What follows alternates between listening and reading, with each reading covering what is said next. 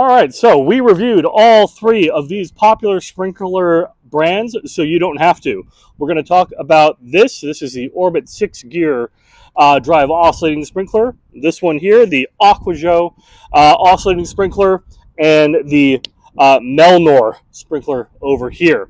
All these are extremely popular, all in the same range as far as what you'd be looking to invest for sprinklers, but extremely different in terms of their features and what I would recommend their use for. So starting off with, let's actually start off with the Aqua here. This is going to be your simplest sprinkler. If you don't want to mess around with a lot of settings and you just want to put down a rectangle of water onto your lawn, the Aqua is the way to go. This thing, by far, easiest to set up. There's no adjustment for how wide it is other than buying the wider unit.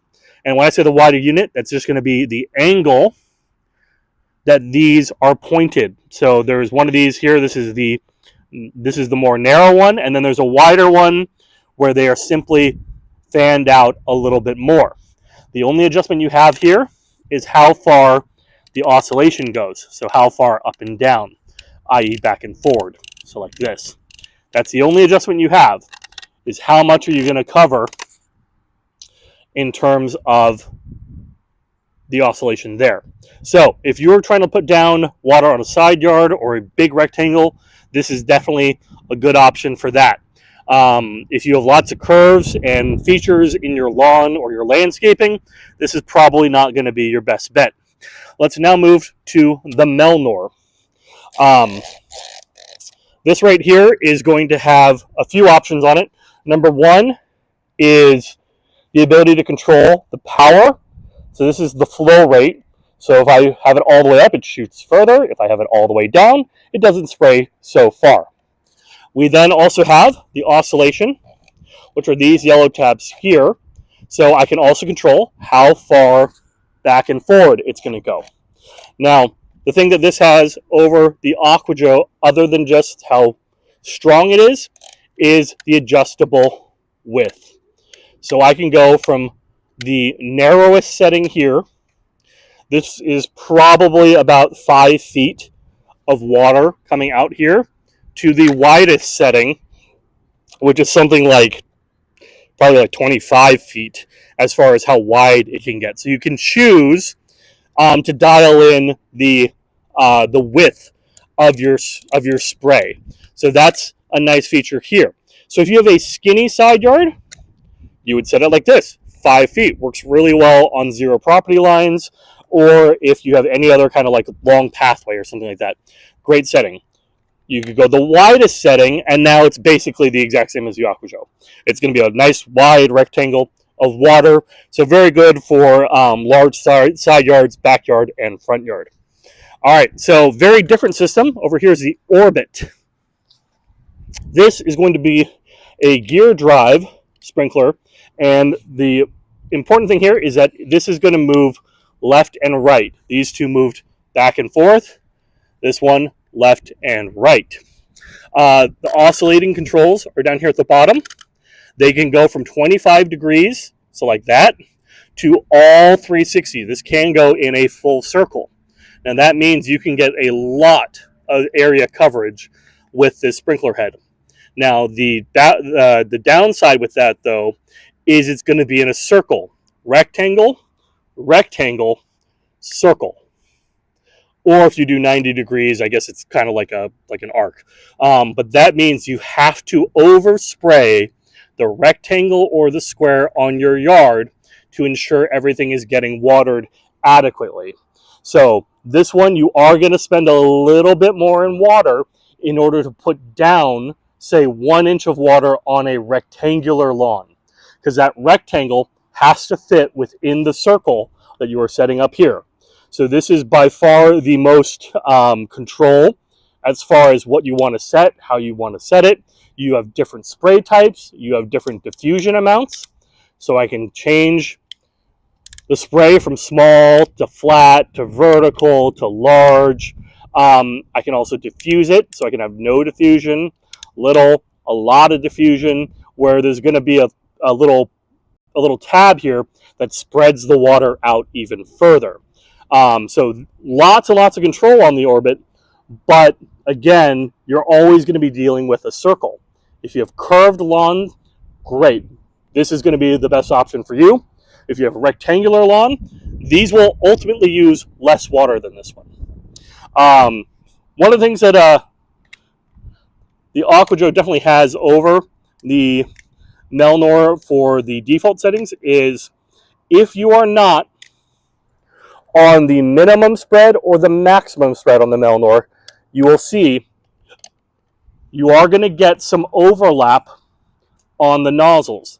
That does mean the middle of your rectangle is getting a little more water than the outsides because there's two nozzles overlapping in the middle, whereas the outside, one nozzle. The AquaJoe is set up so that everything spreads very evenly. That's why it's not adjustable. So, a couple different options here. All of these will daisy chain. You can do multiple units. All these work great on standard 65 PSI pressure from your house spigot. I would say again, most adjustable really works well for curved lawns. Is a little bit more uses more water for rectangular lawns. Simplest to set up. Literally, you only have to tell it how far back and forth you want.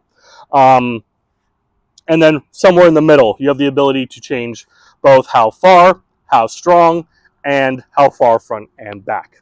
All right, now that you know the sprinklers, we're going to go ahead and we'll demo them so you can see them kind of one after another. All right, so we've got all three sprinklers turned on here right now. We'll go through them one by one so that way you guys can get an idea of how they're all working. So starting over here with the AquaJoe, again, this is the simplest to set up. You really only have one setting, and that's the oscillation. So again, those blue tabs here are going to determine how far that fan's going to come front to back. The width, again, is determined by the model you buy. So it will be further spread out if you buy the wider spread model. Oh, still going. There it goes. I just heard a click. So it's now going to start going the other way. Now, this will spray about 3 times as much as this on full power. It's because we're using all the sprinklers at the same time on the same system. So that's the AquaJoe right there. Again, it's just that one setting, front and back. Very even spread though. So you can see here, all of those geysers, little sprays of water, are going out nice and evenly as that covers the lawn. So it is a very even plane of water that gets applied. Moving over here, let's actually talk about the Melnor because it's good to do a comparison between this and the AquaJoe. The Melnor has that same oscillation setting right here where I can determine how far front and back, but you see I can also adjust the spray. So I can make the spray wide, just like the AquaJoe, or I can make the spray narrow, really good for like a side yard or a pathway. I'm actually going to change that AquaJoe down so that way it doesn't spray us.